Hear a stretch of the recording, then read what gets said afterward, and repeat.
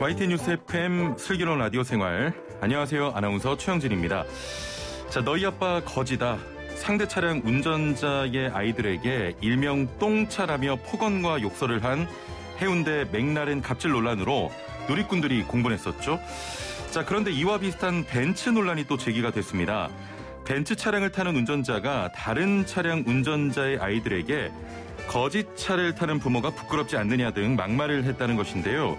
자, 이뿐만 아니라 아이들 사이에서 주거차별, 소득격차 등을 바탕에 둔 은어가 사회 문제로 대두되고 있다고 합니다. 부모 소득이 월 200만 원이다, 300만 원이다라고 해서 200충, 300충이란 말도 생겼고요. 월세, 전세, 빌라에 거지라는 말을 합쳐진 월거지, 전거지, 빌거지란 말도 비하의 의미를 담아 사용되고 있다고 합니다. 어쩌면 우리는 부동산과 자동차로 대표되는 물질이 만들어낸 신계급 사회를 아이들에게 물려주고 있는 것 아닌지 마음이 아픕니다. 비싼 차와 비싼 집, 그 안에 누가 타고 누가 사느냐, 이게 곧 가치 아닐까요? 자, 1부는 슬기로운 자취생활 시간입니다. 지난해 장마 50일 넘는 역대 최장 장마였죠. 기후 변화에 따른 대비가 요구되기도 하는데요. 관련 내용 알아보고요. 2부는 자동차 상담 준비되어 있습니다. 오늘은 수소차에 대해 알아봅니다. 수소차 지원금과 더불어 부족한 시설 마련 대책에 대해 살펴보겠습니다. YTN 뉴스 FM 슬기로운 라디오 생활 지금 바로 출발합니다. 슬기로운 라디오 생활 1부는 슬기로운 자취생활 시간입니다. 자, 매주 수요일 우리 동네를 살기 좋은 곳으로 만들기 위해서 지역의회에선 어떤 일을 하고 있는지 알아보는 시간 가지고 있는데요. 자, 지난해 장마 기억나시는지요?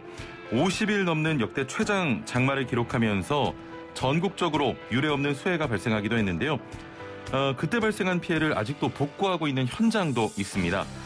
자, 그런데 지난 장마가 단순한 장마라기보다는 기후변화에 따른 재난이다, 이런 지적과 함께 관련 대비가 요구되기도 하는데요. 어떤 방안이 필요한지 또 어떤 준비가 되고 있는지 짚어보도록 하겠습니다. 자, 함께 말씀 나눌 분 모셔보죠. 경기도의회 권나경 의원 전화 연결되어 있습니다. 안녕하세요. 네, 안녕하세요. 성남 서현과 판교가 지역구인 권나경 경기도의원입니다. 예. 경기도의회에서는 도민의 생명과 안전을 책임지는 경기도 소방재난본부와 안전관리실을 담당하는 안전행정위원회 소속 의원으로 활동하고 있습니다. 예. 자, 지난해 여름 그리고 가을을 돌아보면 유난히 폭우도 많았고 태풍도 많았습니다. 그러면서 전국 곳곳에 수해가 상당히 발생하기도 했는데요. 경기도에서도 피해가 좀 많았죠? 네, 경기도에도 피해가 커졌습니다. 예. 왜냐하면 중부지방에 이제 집중호우가 발생했기 때문인데요. 보통 여름에 주로 많은 비가 내려서 이제 집중호우로 피해를 있는데 보통 400mm에서 1000mm 정도가 오는 다양한 그런 격차를 보입니다. 예. 근데 그 당시에 2020년도에는 여름에 한 800mm 정도가 내렸거든요. 근데 그 전해 2019년 여름에는 한 400mm 정도가 왔으니까요. 두 배네요. 2배 이상으로 많이 왔다고 볼 수 있습니다. 예. 네, 개인적으로는 이제 저는 사실 그러니까 비가 몇 미리 왔는지가 굉장히 중요한 지표가 되는데요. 예. 왜냐하면 제가 이제 군대 생활 때 우리나라 피해인이 1위를 피해를 입는 게 태풍 루사인데 그 당시에 997mm라는 비가 하루 만에 쏟아졌거든요. 하루 만에요? 아까 예. 그 여름에 쏟아졌던 그 비 이상으로 비가 하루 만에 1m가 올 정도로 많이 내렸기 때문에 그 밀리미터에 굉장히 관심이 많은데 지금 그만큼 차이가 2019년과 2020년은 거의 2배 이상이 차이 날 정도로 많은 비가 내렸다, 이렇게 볼 수 있습니다. 예. 그래서 작년 여름 같은 경우는 이천과 안성 저수지의 피해 복구, 그리고 경기도 의원들도 안성과 용인으로 내려가서 수해 복구 지원을 하는 등 그런 피해가 상당히 있었다, 그 말씀을 드리겠습니다. 예. 설명을 잘 해주셨는데 저는 오늘 와서 굉장히 놀랐던 게 아직도 그 수해 복구가 진행되는 현장도 있다면서요? 그 차이가 조금 있는데요. 예. 왜냐하면 태풍이나 있던 집중호우로 우리가 예측을 할 수가 없지 않습니까? 그렇죠. 그러다 보니 발생이 되면 이제 예비비를 투입해서 하는데 예. 그것은 응급 복구 차원이지 근본적인 문제를 해결하기에는 부족한 예산이죠. 그런데 그 일이 발생한 다음에 예산을 세우고 하는 거는 그 해 12월이고 예. 집행이 되는 건 그 다음 해이기 때문에 그런 행정과 예산의 그런 시간적 텀이 발생합니다. 예. 그래서 응급복구는 최대한 열심히 빨리 하지만 이제 근본적인 문제를 해결하기 위해서는 안전에 대한 그 내용, 그다음에 예산에 대한 내용이 있기 때문에 시간적 텀이 발생한다. 다만 그 와중에서도 실제 공무원들이 되게 열심히 일을 해서 예. 응급복구는 최대한 빨리 하고 있다. 이 말씀을 드리도록 하겠습니다. 예. 의원님 좀 여담입니다만 방송을 많이 네네. 하셨나요? 아닙니다. 진행을 저보다 더 잘하실 것 같은데. 예, 그렇습니다. 예. 네. 자, 이런 집중호우나 장마로 인한 피해에 대비하기 위해서는 그 비가 오기 전, 이게 본격적인 네네. 장마철 전에 정비 사업을 마무리하는 게 좋잖아요. 그렇죠. 근데 정비 사업을 마무리하려면 이제 시간이 필요한데요. 예. 그 시간을 못 맞추는 게 대부분입니다. 그래서 이런 문제점이 있기 때문에 우리가 예비비를 많이 확보해놓고 추진은 하나 예.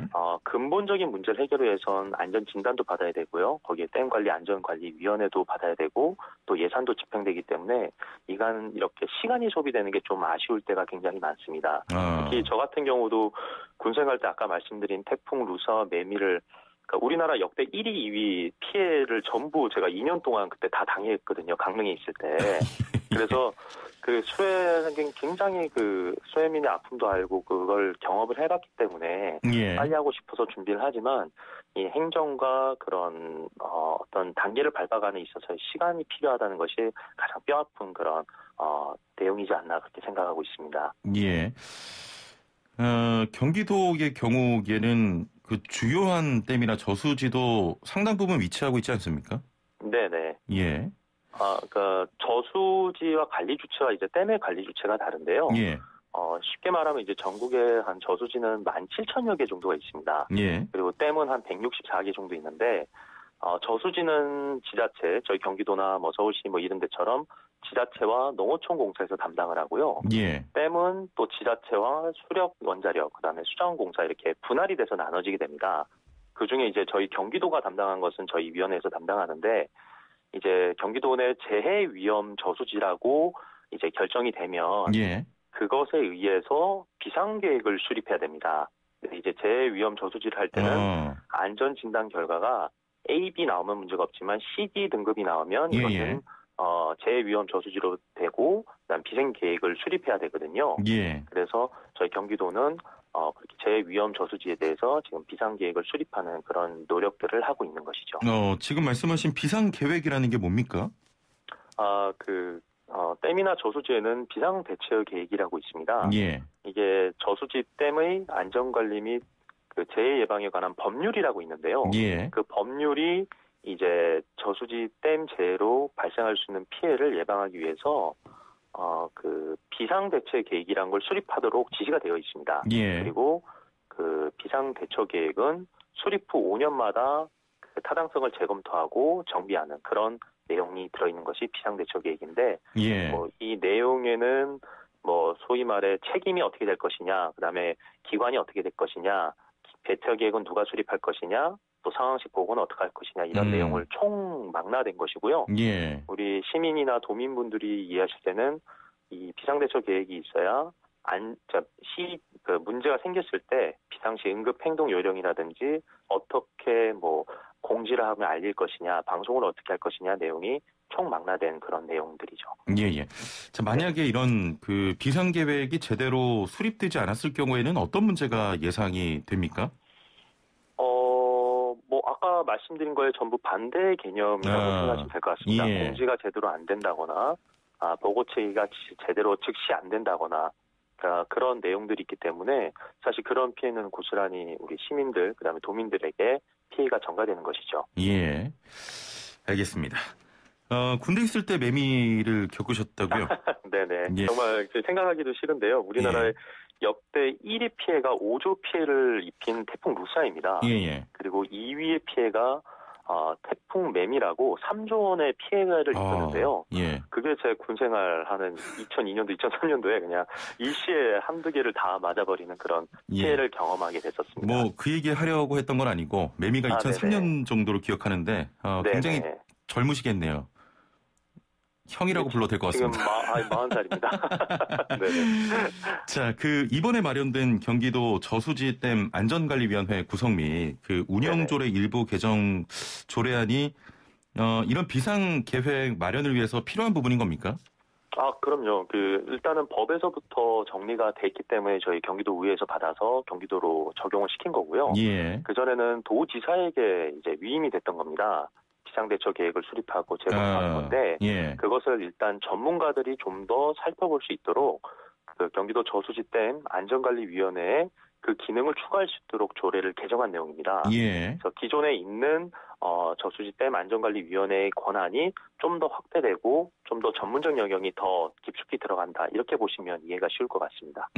자, 그렇다면 저수지와 댐 안전관리위원회에서는 어떤 일을 주로 하는 겁니까?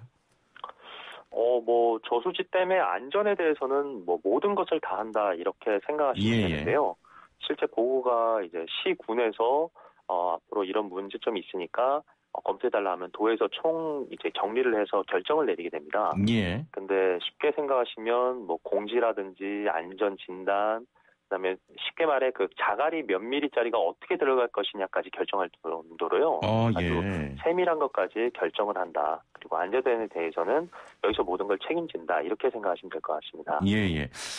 조례안 통과 이후에 한 달 정도가 지났는데 이 비상 계획이 추가로 논의가 되고 있습니까? 이제 내용에 대해서는 보통 1년에 두세 차례 정도 열립니다. 예. 그러니까 그 안에 결정이 되기 때문에 지금 아직 열리지 않고 있어서 다음번에 위원회가 열릴 때는 안전에 대해서 문제와 아까 말씀드렸다시피 타당성과 재검토에 대한 내용을 같이 이번에 검토를 하게 되니까요. 예. 좀 더 권한이 확대되는데 이제 그 내용들을 집행부에서는 준비를 하고 있는 그런 상황입니다. 예. 자, 올해는 어떤 장마가 찾아와도 피해 없도록 대응책이 좀 더 탄탄히 마련됐으면 하고 많은 역할을 또 부탁드리고요. 네네. 또 하나 살펴볼 내용이 댐이나 저수지도 수위를 조정해서 홍수를 막는 역할을 하고 있습니다만 보도 이런 역할을 함께 하고 있지 않습니까? 네네. 최근 김포 인근에 있는 신곡수중보의 통보 시스템이 마련됐다고 하는데 이게 뭡니까? 수중보가 마련되는 게 아니고요. 거기서 예전에 우리 시민이 문제가 생겨서 구조하던 소방대원 두 분이 순직하는 그런 사고가 발생했었습니다. 근데 보에 보트가 걸리는 바람에 전복이 돼서 사고가 되는 그런 안타까운 순간이 있었는데요. 그게 그 당시에 수중보를 여는 역할은 서울에서 실제 서울시에서 담당하게 되는데 서울시의 한강사업본부가 담당하고 김포 소방서는 경기도가 담당하게 되어 있습니다. 그러다 보니 이제 소위 말해 부처 칸막이 문화인데 이제 문을 열고 그런 물이 늘어날 것을 이쪽에서는 알고 있었지만 소방서에서는 모르고 있었거든요. 그러다가 물이 불어나서 보에 걸리고 이런 사고가 발생을 했기 때문에 이런 문제가 더 이상 있으면 안 된다. 그 당시에 사고가 났던 분들께서 오동진 신문규 소방관님들이십니다. 근데 이분들의 사고가 발생을 했는데 그 다음에 뭔가 시스템 개선은 없는 거죠. 그러다 보니 다시는 이런 후배들한테 문제가 있으면 안 되고 이 오동진 신문규 소방관의 뜻을 기리고자 제가 한강사업본부랑 김포서가 정한 한라인 시스템을 구축돼야 된다고 얘기를 했고요. 다행히 그게 적은 예산이었지만 그런 한라인 시스템을 만들어서 이번에 정리가 하게 된 그런 일이 있었습니다. 그렇군요. 참 각종 재난 현장에서 구조 활동을 펼치다가 위험을 겪는 소방관들 굉장히 많은데요. 이렇게 사전에 예방할 수 있는 방안이 꼼꼼하게 마련돼야 될 것 같습니다. 안전 시스템 개선을 위해서 더 필요한 방안 어떤 것들이 있을까요? 기본적으로는 여러 가지 시스템이 있지만요. 소방관들의 개인 장구류를 우선적으로는 챙길 수 있도록 하는 게 가장 저는 중요한 것 같습니다. 큰 장비들이야 나중에 위급 상황이 되면 다 쓰임새가 있지만 사실 소방관들의 안전에 있어서는 개인 장구류보다 중요한 건 없다고 보거든요. 그래서 개인 장구류를 챙겨주는 것과 그다음에 사실 어떤 일을 하더라도 그것에 자긍심을 느끼게 되면 좀 더 하고자 하는 일에 의욕적으로 하지 않습니까? 그래서 저는 개인적으로 소방관들의 자긍심을 할 수 있는 방법에 대해서 개인 장구류를 좀 더 멋있게, 그다음에 개인 사물함이라든지 이것도 편의성이 있게 하는 게 가장 중요하다고 보고요. 예. 뭐 이렇게 말씀드렸지만 실제 소방대원들을 만나고 얘기를 듣다 보면은 저희 이번에 경기도 안행위에서 소방서마다 사실 부식비를 조금 많이 상승을 시켰습니다. 예. 그게 사실 소방관들이 가장 반응이 뜨겁더라고요. 그래서 뭐 장비도 여러 가지지만 역시 잘 먹고 하는 일에 신경 쓰는 게 소방관들의 사기 진작에 더 도움이 되지 않나 그렇게 생각을 하고 있고요. 예. 네, 사실 근데 국가에서도 지금 이제 신경 못 쓰는 게 이제 예를 들어 김포 아까 순환구조대 말씀을 드렸지만 이 순환구조를 하려면 일단 보트를 몰아야 되지 않습니까? 그리고 그 보트를 강 있는데 갖다 대야 되면 트레일러를 해야 되는데 이게 다 자격증이 필요한 사안입니다. 그냥 소방관이라고 다 할 수 있는 게 아니라서 근데 이런 자격증을 따는데 사실 지원이 거의 없더라고요. 그래서 개인 소방관들이 자체적으로 자비를 들여서 자격증도 따고 또 트레일러 따고 이런 내용들이 있어서 이것은 어느 정도 우리가 지원을 해줘서 장려를 해야 되지 않냐라고 해서 제가 말씀을 드렸고 그게 이제 소방본부에서 받아들여져서 올해부터는 소방관들에게 트레일러와 모터보트를 운전할 수 있는 자격증에 일부 지원을 해드리게 됐습니다. 그런 식으로 도민을 구조하는 일에 허용된 일은 어떤 지원이 필요해야 되지 않나 저는 그렇게 생각하고 실제 계획을 이렇게 추진했던 사안입니다. 예, 알겠습니다. 자, 앞으로 도민들의 안전을 위해서 더 열심히 일해 주시길 바랍니다. 오늘 말씀 네, 감사합니다. 네, 감사합니다. 네, 지금까지 권나경 경기도의회 의원과 함께했습니다. 네, 본격 문자창 CPR 프로젝트 슬라생 오늘의 상식 퀴즈. 자, 당신은 오늘 어제보다 똑똑해집니다. 퀴즈 정답을 맞추신 분들 중 추첨을 통해 상품도 보내드리고 있으니까요. 퀴즈 잘 듣고 맞춰주시면 되겠습니다. 자, 그럼 문제 나갑니다. 심각한 알레르기 반응이 전신에 급격하게 나타나서 생명을 위협하는 경우를 말하는 단어인데요. 최근 코로나19 백신 접종과 관련해서 자주 들어보셨을 겁니다. 자, 그런데 이런 주사뿐만 아니라 벌이나 개미에 쏘이거나 봉침을 맞고 발생할 수도 있고요. 음식물을 먹거나 약을 복용하거나 운동을 한 후에 발생하기도 한다는데요.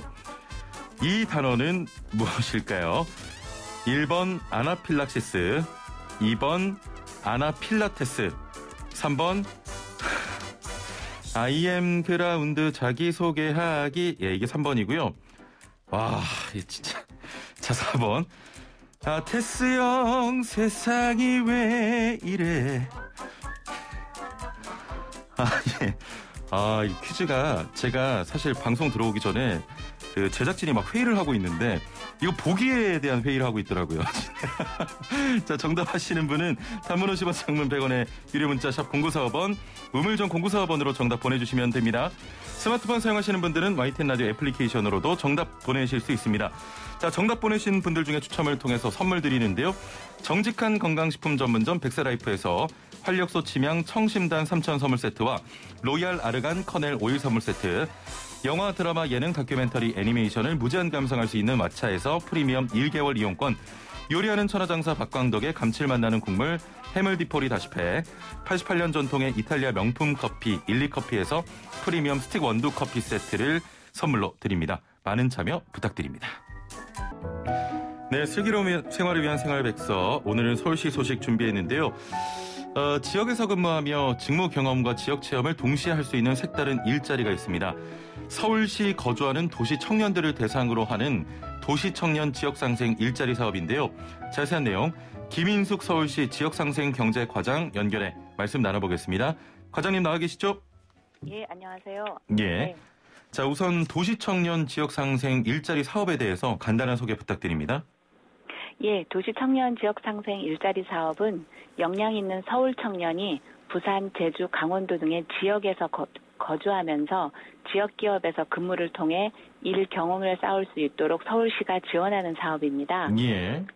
2019년에 시범 사업으로 경상북도 지역 기업에서 시작했고요. 2020년에는 전국으로 규모를 확대해서 13개 지역에 있는 153개 기업에서 266명의 서울 청년들이 참여를 했습니다. 예. 그중 73%의 청년들이 사업에 만족을 했고요. 예.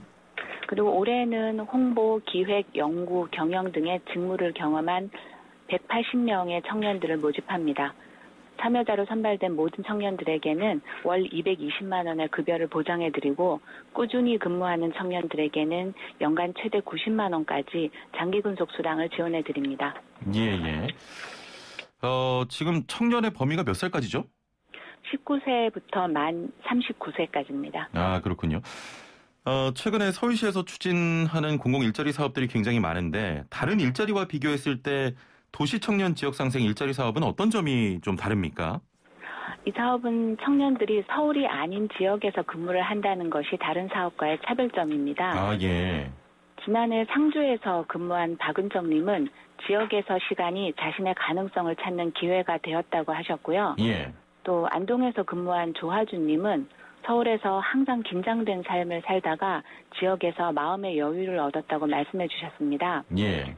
근무지가 지역이 아니었다면 들을 수 없는 이야기죠. 예. 또 이 사업에 참여하는 청년들은 근로 활동만 하는 것이 아니라 주 1회 사회공헌 활동에도 참여를 하게 됩니다. 사회공헌 활동은 지역의 복지기관에서 봉사활동을 하거나 지역의 네트워크를 활용해서 사회활동을 하는 것인데요. 예.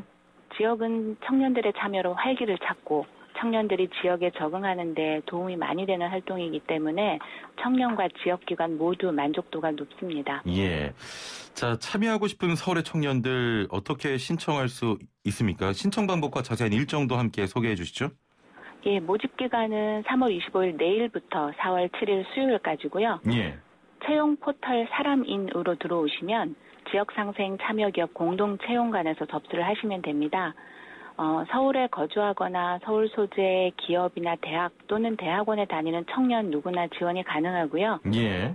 상세한 지원 자격은 채용 포털 사람인으로 들어가서 확인하시면 됩니다. 예. 사업 참여자로 선발된 청년들은 올해는 전국 11개 시도에 있는 98개 기업에서 4월부터 12월까지 약 9개월간 근무를 하게 됩니다. 예. 자, 마지막으로 청년들을 위한 창업 지원 사업도 있다고 들었습니다. 끝으로 간단하게 소개를 부탁드립니다. 네. 서울 청년들이 일을 찾아서 지역으로 간다는 것이 쉽지 않은 결정인데요. 예. 청년들이 큰 용기를 낸 만큼 좋은 경험이 될 수 있도록 서울시가 적극 지원하겠고요. 서울시에서는 이 지역 일자리 외에도 넥스트 로컬이라는 청년 창업 지원 사업도 함께 추진 중입니다. 예. 넥스트 로컬 사업은 창업의 꿈을 가진 서울 청년들이 지역의 가능성을 모색하고 지역에서 창업하도록 지원하는 프로그램이고요. 예. 지역에서는 청년이 유입이 되니까 활력을 불어넣어서 지역 경제를 활성화하는 지역 상생 프로그램입니다. 예. 이 넥스트 로컬은 올해 3기째인데요. 올해는 청년 200명을 모집합니다. 그래서 청년 창업을 준비하는 예비 창업자뿐만 아니라 창업한 지 3년 미만의 기존 창업 참여자도 지역 활동에 관심이 있다면 누구나 참여할 수 있습니다. 예, 알겠습니다. 네. 자, 오늘 말씀 여기까지 듣도록 하겠습니다. 감사합니다. 예, 감사합니다. 네, 지금까지 김인숙 서울시 지역상생경제과장이었습니다. 네, 6587번님, 제작진 회의 많이 하세요. 더 참신하게. 회의 좀 그만했으면 좋겠어요.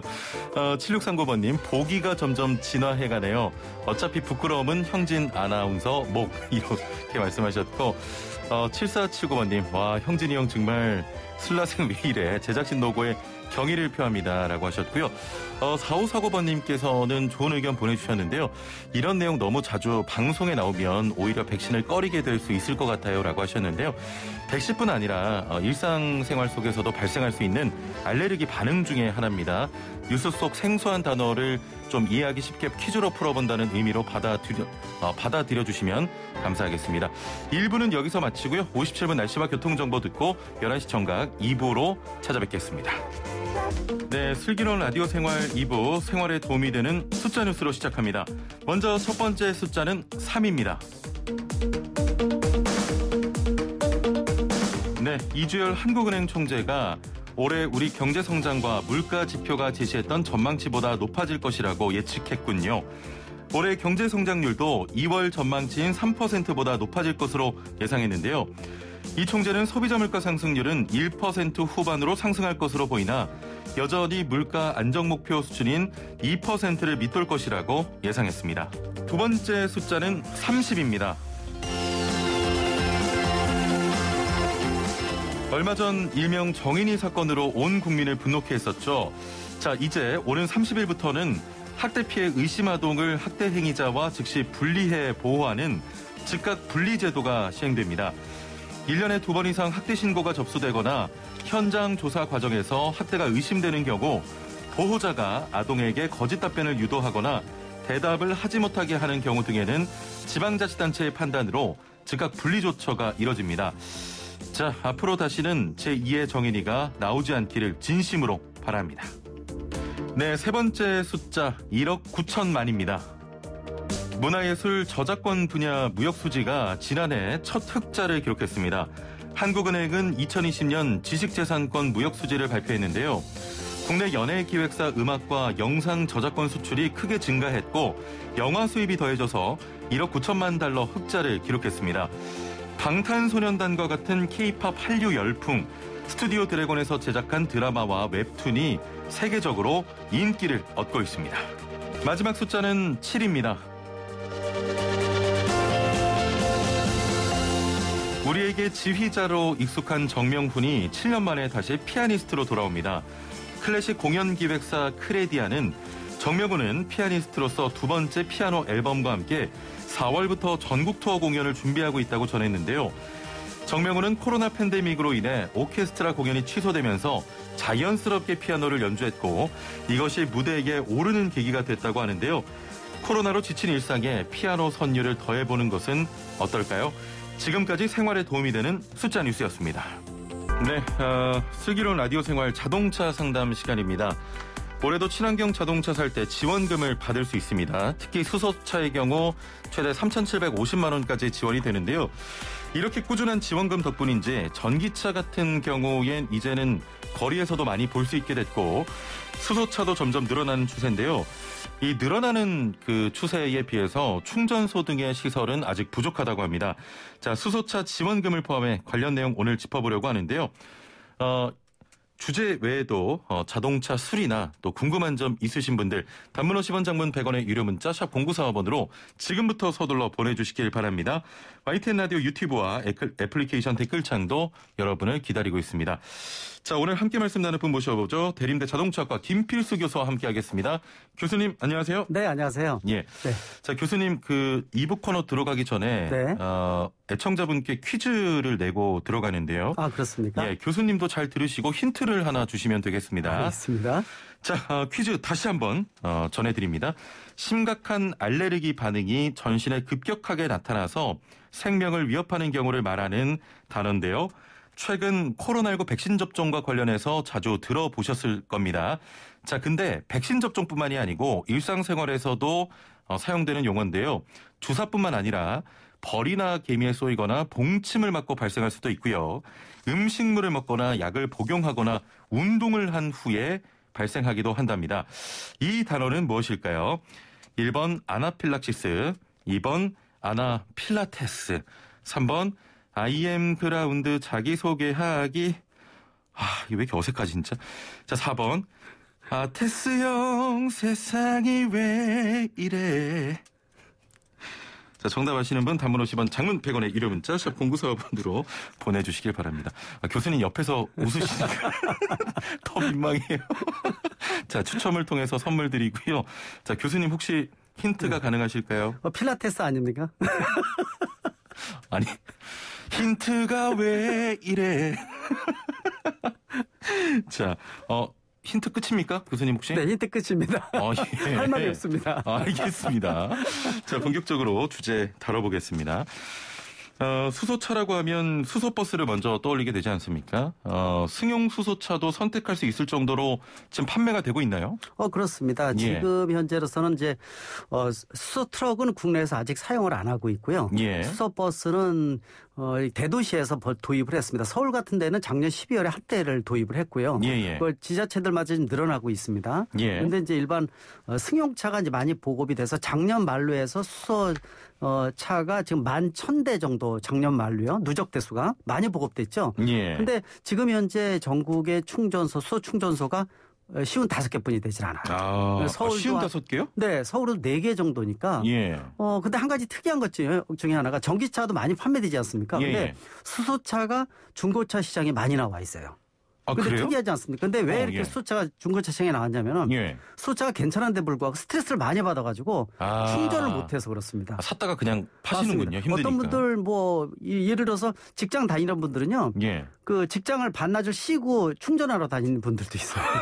그러니까 도를 넘나든다 그랬죠. 그렇네요. 그래서 이것 때문에 스트레스를 굉장히 많이 받기 때문에 그래서 수소차를 구입을 하실 때 올해도 10,000대 이상 보급할 예정이고 아까 말씀하신 대로 3,750만 원 굉장히 높습니다. 지원금이. 그렇네요. 그럼에도 불구하고 주변에 수소 충전소가 있는지를 보시고 20-30분 내로 갈 수 있는 것들 이런 경우를 좀 보시고 구입하는 것이 굉장히 중요해서 정부에서도 수소 충전소에 대한 보급을 열심히 하고 있는데요. 지금 님비 현상 때문에 그렇습니다.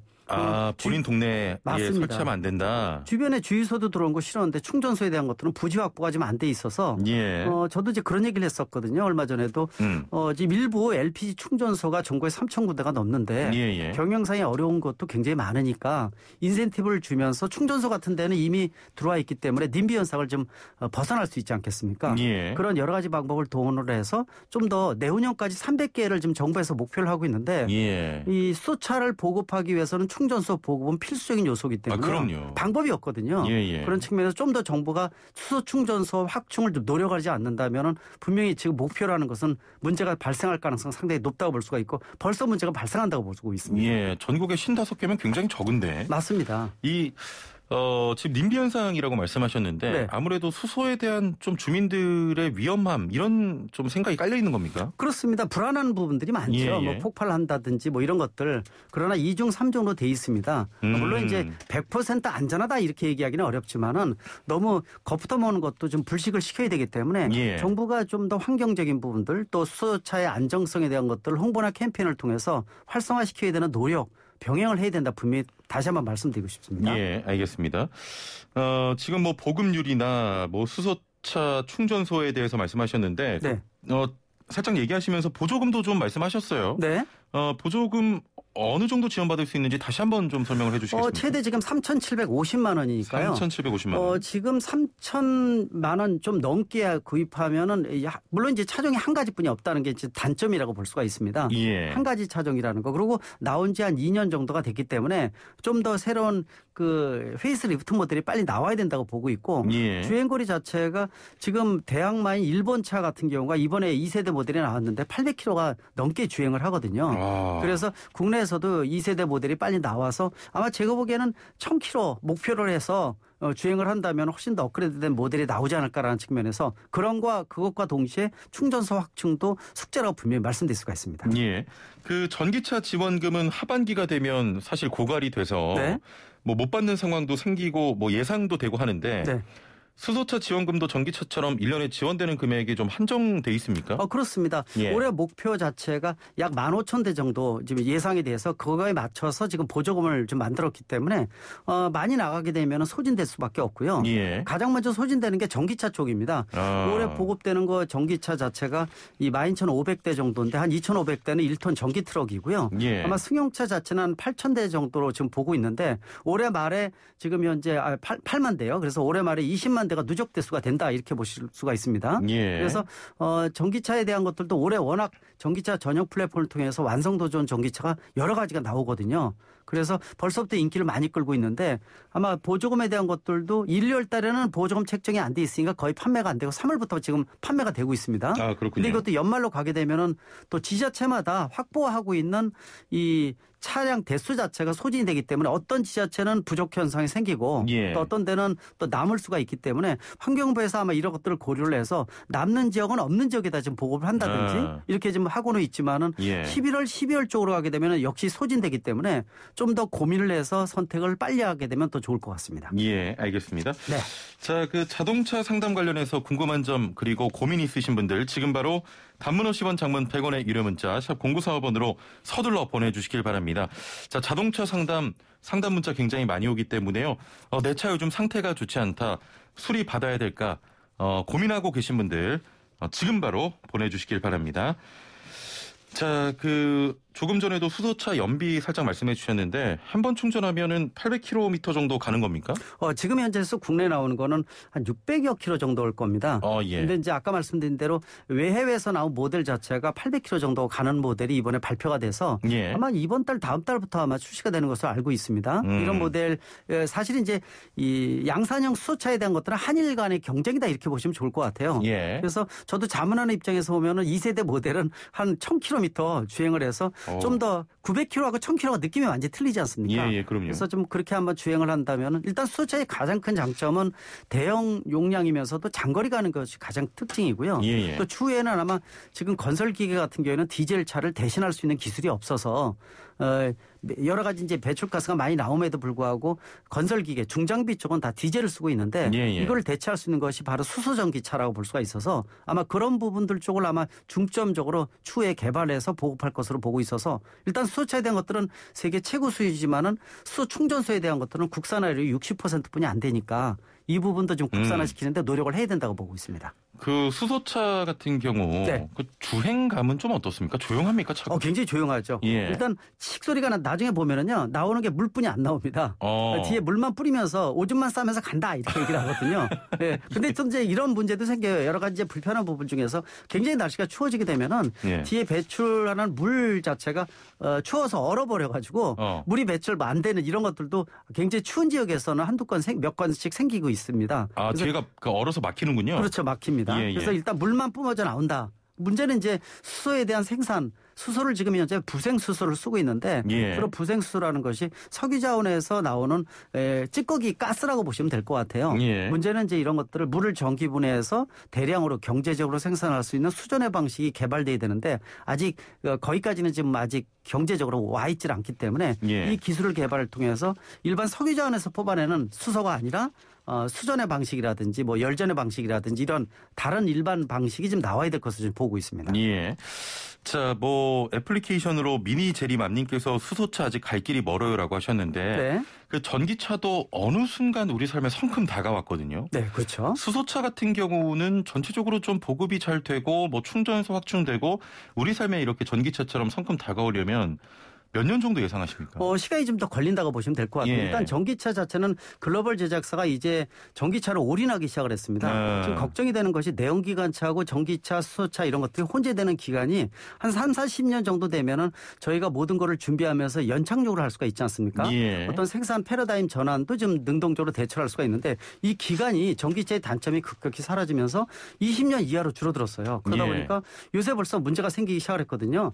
이 일선에서는 뭐 대학 같은 데는 벌써 이 내연기관 쪽은 석박사 과정에 아이들이 공부를 안 합니다. 내연기관은 사그러드는 학문이다 생각을 하고 있거든요. 이제 거의 좀 끝이다. 그렇죠. 이런 것도 벌써 생기고 있고 또 아마 아실 겁니다. 국산차가 이번에 전기차 전용 플랫폼으로 전기차가 나왔는데 생산 라인에서 내연기관차는 한 10명이 정도가 필요한데 전기차는 6, 7명만 필요하거든요. 그러니까 3명, 4명을 줄여라 이렇게 얘기했더니 노조에서 벌써 반발이 생겨서 앞으로 이게 확산이 되게 되면 노사 간의 관계도 재정립이 필요하고 또 업종 전환이나 전환 교육이라든지 이런 변화가 굉장히 많이 생기기 때문에 전기차에 대한 미래 준비가 좀 필요한데 전기차는 지금 벌써 오기 시작을 했고요. 수소 전기차는 좀 더 시간이 걸려서 그 다음 세대다 이렇게 보시면 좋을 것 같습니다. 그래도 좀 미리미리 준비를 해야겠군요. 맞습니다. 자, 지금부터는 상담 풀어보도록 하겠습니다. 3409번님의 질문인데요. 사실 전기차는 배터리가 좀 아래쪽에 있기 때문에 뭐 화재 위험이나 이런 게 조금 있지 않습니까?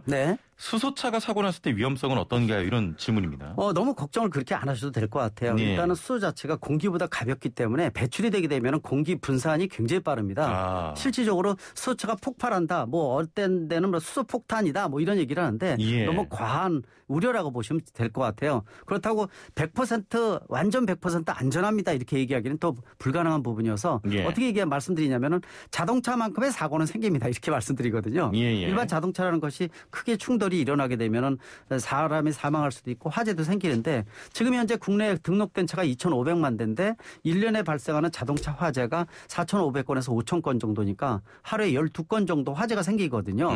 그만큼의 문제점은 생긴다. 이 정도로 말씀드리지 과하게 우려하거나 이럴 필요는 전혀 없다. 이렇게 말씀드릴 수가 있습니다. 알겠습니다. 1784번님, 교수님 갑자기 엔진에 불이 들어왔어요. 네? 체크해보라고요. 엔진 오일 갈아준 지 얼마 안 됐는데 왜 이런 걸까요? 주유 뚜껑 제대로 안 닫아서 그럴 수 있다는 말을 들었습니다라고 하셨거든요. 주유 뚜껑도 그렇고요. 주유 뚜껑보다도 엔진 오일 뚜껑이 더 중요합니다. 예. 주유 뚜껑 같은 경우에는 모르고 열고 다니는 분들이 있어요. 그래서 뭐 신호등 사거리 같은 데 서 있으면은 옆에서 빵빵거리고 창문 내리면은요. 주유 뚜껑 열렸습니다. 이렇게 말씀하시는 분이 있어요. 예. 근데 저도 사실 한 달 동안 열고 다녔어요. 왜냐면요. 주유 뚜껑이 고장이 났는데 뚜껑이 재료가 지금 없어가지고 이거 확보하는데 한 달 정도 걸린대요. 그래가지고 열고 다니니까 신호등 앞에서 계속 저한테 얘기해서 고장났습니다. 제가 몇 번 얘기했던 기억이 나거든요. 예, 그런데 그런 경우는 괜찮고요. 문제는 이 엔진 보닛 안에 있는 엔진 오일 뚜껑을 열고 다니면 큰일 납니다. 혹시 이거 엔진을 교체를 하고 모르고 뚜껑을 덜 닫았거나 해서 풀려서 떨어진다든지 하게 되면요. 엔진이 가동이 되면서 이 뜨거운 엔진 오일이 위에 뿜어져 나옵니다. 뿜어져 나와서 엔진 전체가 엉망이 되기 때문에 이게 또 문제가 생기면 나중에 화재가 생길 수도 있어서 굉장히 위험하다는 거죠. 그래서 혹시라도 정비업소에서 엔진오일 같은 거 이렇게 교체할 때 이 차주가 여러 가지 물어보잖아요. 상식도 많이 키우고 이럴 때 혹시 이렇게 주변에 보면서 엔진오일 뚜껑 같은 거라든지 또 밑에 이제 엔진오일 교체하는 드레인 플러그라는 부분이 있는데 이거를 덜 조이게 되면은요 여기서 오일이 바로 새요. 그래서 그런 경우도 간혹 발생을 하거든요. 그래서 상식적으로 좀 접근해서 보시면서 그런 문제가 있는지 없는지 그래서 엔진오일 뚜껑을 만약에 열었을 때 이때가 더 위험하다고 말씀드릴 수가 있습니다. 네. 자, 이런 지금 엔진 쪽에 불이 들어온 건 위험하기 때문에 좀 빨리 가서 좀 처리를 하셔야 돼요. 일반적으로 이 계기판에 들어오는 불 중에서요. 노란불이 들어오게 되면은 이 빠른 시간 내에 점검 한번 받으세요. 그러나 지금 운행이 불가능한 건 아닙니다라는 뜻으로 아시고 계시면 되고요. 혹시라도 빨간 것들이 들어옵니다. 빨간 계기판에 빨간 거는요. 바로 위기 상황입니다. 그래서 이거는 운행하기도 불가능할 수도 있습니다라는 뜻을 가지고 있어요. 빨리 가셔야 됩니다. 그래서 빨간색일 경우 유심히 좀 보시면 좋을 것 같고 그래서 자동차 매뉴얼을 차에다 꼭 가지고 다니세요. 왜냐면은 계기판에 들어오는 등 자체를 일반 이들이 다 모든 것을 알기는 좀 어렵거든요. 그때 자동차 매뉴얼을 이렇게 찾아보게 되면 이게 무슨 뜻인지 알 수가 있어서 대처하는데 좀 상당히 도움이 될 수가 있고 또 비상시에 대한 부분들 상식적인 부분들을 알아야 되는 것도 상당히 도움이 되니까 매뉴얼을 꼭 이 글로브 박스에 가지고 다니시면 좋을 것 같습니다. 알겠습니다. 자, 0830번님 브레이크 패드 교체한 지 3달이 돼가는데 브레이크 밟으면 떠는 현상이 생겼습니다. 디스크는 연마했거든요라고 하셨네요. 일반적으로 패드를 3개월이다 그러면은 아직 멀쩡하다 이렇게 보시면 좋을 것 같고요.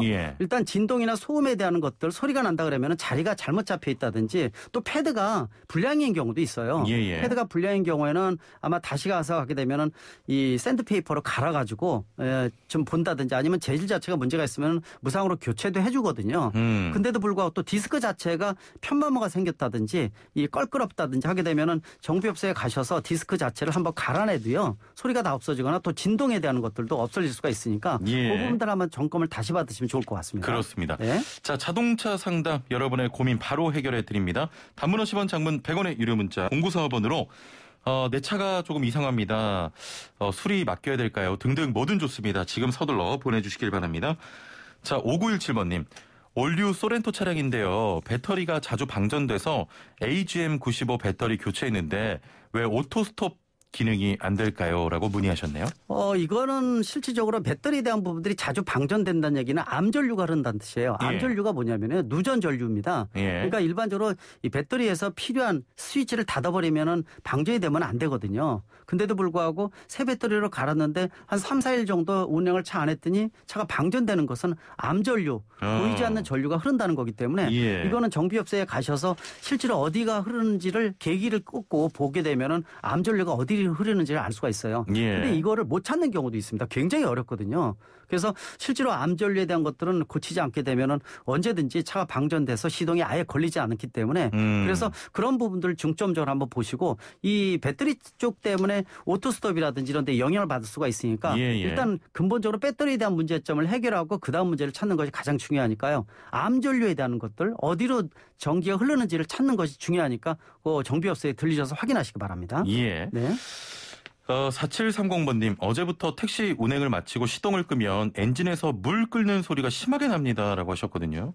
그런 것들은 뭐 특별히 문제점이다 이렇게 보기는 어렵습니다. 예. 보통 이제 택시하게 되면 LPG이기 때문에 LPG 가스에 대한 부분들이 있죠. 예. 뭐 베이퍼라든지 이런 장치를 통해서 올라올 때 소리가 나는 경우가 좀 있는데요. 특별한 문제점, 아마 시동 걸거나 이런 문제점이라고 보기는 어렵습니다. 그러니까 특별히 문제점은 아니다 이렇게 보고 있는데 일단 평상시에 비해서 소음도 듣기 싫다든지 냄새가 난다든지 문제가 생겨서 혹시 바닥에 뭐가 떨어진다 이런 것들은 차에 대한 이상이라고 볼 수가 있지만은 약간 시동을 끌 때 ቅ르르 소리 나는 것들은 그렇게 특별한 문제는 아니니까요. 뭐 한번 점검을 한번 보시면서 소리가 더 커졌는지 또 일반 상식적으로 볼 때 좀 껄끄럽다든지 이런 부분들을 한번 점검을 해보시면 좋을 것 같고요. 일단 당장 문제점이다 이렇게 볼 수는 없습니다. 예.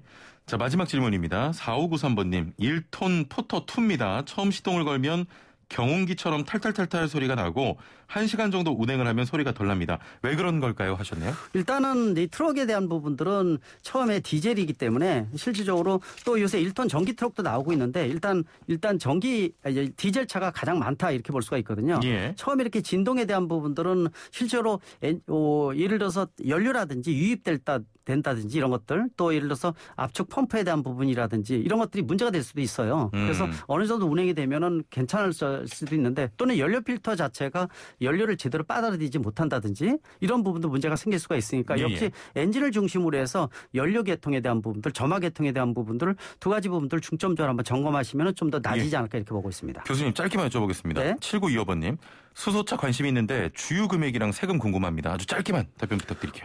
주유에 대한 부분들은 비용에 대한 것들은 가솔린과 디젤의 중간 가격이다 이렇게 보시면 될 것 같고요. 예. 일단은 무공해 자동차이기 때문에 세금에 대한 부분들은 최저다. 거의 내지 않는다 이렇게 보시면 좋을 것 같습니다. 알겠습니다. 네. 오늘 말씀 감사합니다. 네, 고맙습니다. 네, 지금까지 대림대 자동차과 김필수 교수와 함께했습니다. 네, 오늘의 정답은 1번 아나필락시스였습니다. 추첨을 통해서 제작진이 문자를 보내드리고요. 미리 한 분만 좀 제가 선정해달라고 말씀을 드렸는데 6587번님 제작진 회의 많이 하라고 독려해 주신 애청자께 선물을 또 드리겠다고 제작진이 밝혔습니다. 이분 안 드리면 안 돼요. 자, 이분 당첨이고요. 또 몇 분 추첨을 통해서 저희가 문자를 드리도록 하겠습니다. 자, 오늘 점심 또 추천해 드려야죠. 쫄깃쫄깃한 달걀, 매콤한 양념, 닭볶음탕 추천합니다. 자, 마지막에 밥까지 좀 볶아서 먹으면 최고죠. 점심 맛있게 드시고요. 나훈아의 패스형 전해드리면서 인사드립니다. 내일 만나요. 최영진이었습니다. 고맙습니다.